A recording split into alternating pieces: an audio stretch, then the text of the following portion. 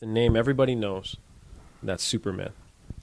And it's a question I've had since I was a kid, and it's essentially, how does Superman fly? In the early comics, which I haven't read a lot of them, but I know the very first few, just because I've read them on the internet, Superman doesn't start flying. He starts by jumping, and that's where you get the leaps tall buildings phrase, which is fine. So that's something he's learned how to do over time, is fly. So it's something he's learned to control. It's something he's developed. It's a skill, let's say. We also know that his physiology is very similar to humans in that he's got 2 legs, 2 arms, and his external body seems similar. I did see a comic on the internet where he was about to have sex with Lois Lane and his penis had pincers, and she was shocked. It was a good comic. I'll link to that if I can find it. But basically we could take that his internal systems are similar. Of course, much more difficult to damage. He's much stronger. But it's never been said that he has 2 hearts or 4 stomachs or anything particularly unusual about him. He's just a humanoid. He is an alien, but basically he's similar to us. What I've always found interesting is that he has to have some form of propulsion. And the only reason I know that is because he can change speeds. He can fly, and then something exciting or dangerous happens, and he starts flying faster. So there's a push there, and it's not coming from his arms. He puts his arms out, and it seems more for stabilization purposes. And it's not like his legs. His legs seem to just trail behind him. He has also been seen to hover. And that, to me, was the clue as to what was going on, because then he's clearly not using his arms. He's not using his legs, because his legs, I've actually seen images of him sort of in almost a sitting position, but his legs are not controlling, or his legs don't seem to be controlling his stable position in the sky. So that means there is something pushing downwards to counteract gravity. The image that came to mind was sort of those jump jets where the engines push straight down, and then the wings turn, and then they fly off. We do know that one of his skills is what is referred to as super breath. So he can blow out air really, really strong for a long time at a very, very low temperature and freeze things. That would indicate that he has incredible control over the amount of oxygen that goes into his body. Which leads me to the conclusion that the way Superman flies is by blowing air out his sphincter. And that would also account for the control speed. He could clench and it would slow down, and he could push harder, it would go faster. So when he's doing his super breath, this is actually sort of a side issue. He does it for a very long time, and we know that his lungs don't have infinite capacity simply because they're contained within his body, which means if he's blowing for an extended period, he has to be taking that air from another source, which makes me think that he's pulling air in through his butt and blowing it out his mouth. The reverse could be true. He's taking air in through his mouth and nose and blowing it out his anus. And that is how Superman could fly. Now, no one in the comics has ever complained about a smell, because that would lead to too many questions. I think there are 2 possible reasons for this. One, there's the imminent threat of violence. I mean, you're not going to walk up to what is essentially a god on Earth and tell him that when he flies around, it really stinks. But more logically, because it's not really a fart, it's not like stewed in his stomach, it's just air blowing through, it wouldn't really have any smell at all, or because of his alien physiology, it smells great. It could smell like mint. Superman flies by, and there's a nice minty aroma afterwards, which would be great. In one conversation, I even suggested that perhaps he farts ozone and is therefore repairing the ozone layer as he flies around.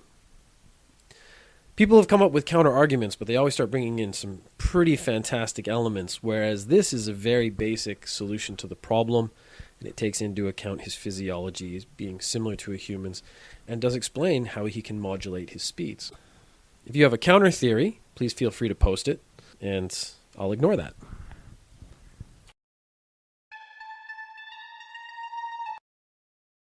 Wolverine. So he's a mutant, and that's where he gets his healing abilities.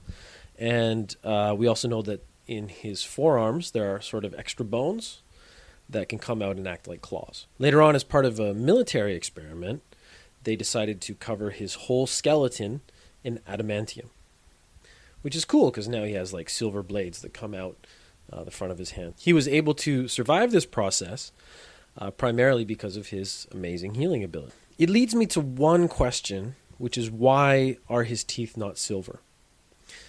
Because if they covered his whole skeleton in adamantium, why would you stop at covering his teeth? So we're talking about his spine, his skull, his arms, his legs, all those bones. And it seems like it would be more difficult to cover parts of his skull rather than the whole skull, which would include his teeth. So it seems to me that Wolverine should have silver teeth. And that's pretty much it. The Hulk's rapid expansion and contraction when he changes from Bruce Banner to the Hulk. And the first question is, when he goes from what seems to be an average-sized man to essentially a colossus of sorts, where does all that material come from? Now, I actually came up with an interesting answer for this because it actually, what I really want to talk about is the second part. But I have two ideas. One, it's a form of photosynthesis, which is why he's green, which ties that in together really nicely because it gives him a reason for being green as opposed to the fact that that was just a cheap ink. Or he just absorbs the water and material in the air around him. So he's just absorbing like oxygen and hydrogen and water and anything that's in the air to convert that rapidly into new material, which is what his body is composed of. Most of our body is composed of water anyways. So just taking water from the air and expanding your muscles and stuff would actually make a certain amount of sense. That's great. So I could actually accept either of those answers. I'm sure there's some other ones that would be great, but material just doesn't happen. It just doesn't exist out of nothing. That leads to a slightly more disturbing secondary question of where does all that material go after he shrinks down again? The process of him going from being the Hulk to Bruce Banner again takes only a matter of seconds. So that extra material has to be flushed out of his system really quickly. And that is sort of my first clue as to what should happen. Because to me, in my head, because it's probably water or something like water, amino acids and stuff, it's liquid. And we don't see him vomit, although I think that would actually be really appropriate. To me, it seems that when the Hulk shrinks down into Bruce Banner, he should almost instantaneously take a massive pee. Or, probably more realistically, he should take a massive liquid poop. Now, no one wants to see that. No one wants to draw that into a cartoon. And that's fine. But my thinking is that the matter has to be absorbed into his body. He becomes huge. And when he shrinks down, that matter has to be disposed of. And that's, again, it's something really gross that one of the things that they don't want to add into a comic for kids. One of my coworkers actually started discussing quantum states and the distance between atoms and how that we are made up of mostly nothing, which is a fair claim. I didn't like it because it wasn't as funny as taking a poop. But I brought that as a question to a friend of mine who studied physics, and he brought up the issue of if that's how he expands and contracts, there are two issues. One is the massive instability it would create.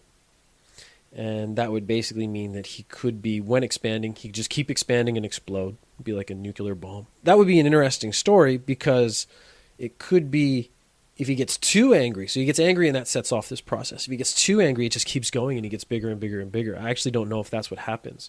So does the level of anger change how much of a Hulk he becomes? It doesn't seem that way. It seems he becomes just state A, gets angry, and then state B. The more terrifying aspect of this is when he shrinks down. He should generate a massive amount of heat and just burn the whole area around him because all that energy has to go somewhere because as he contracts, the problem occurs that energy has to go somewhere. So it's the same problem as I have earlier, only I was using sort of physical matter. If you do it with just energy, that energy still has to go somewhere. So yeah, every time he shrinks down, just a massive burn hole around him and anyone close to him dies.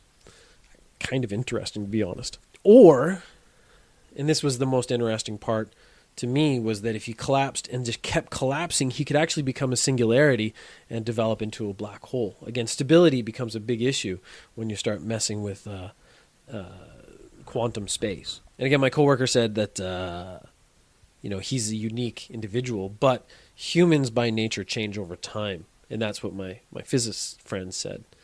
Which means, yes, he was stable when it happened at first, but over time his state would change, therefore making him more unstable, which, to be honest, is a great storyline. So if Marvel wants to pick that up, all I want is a finder's fee.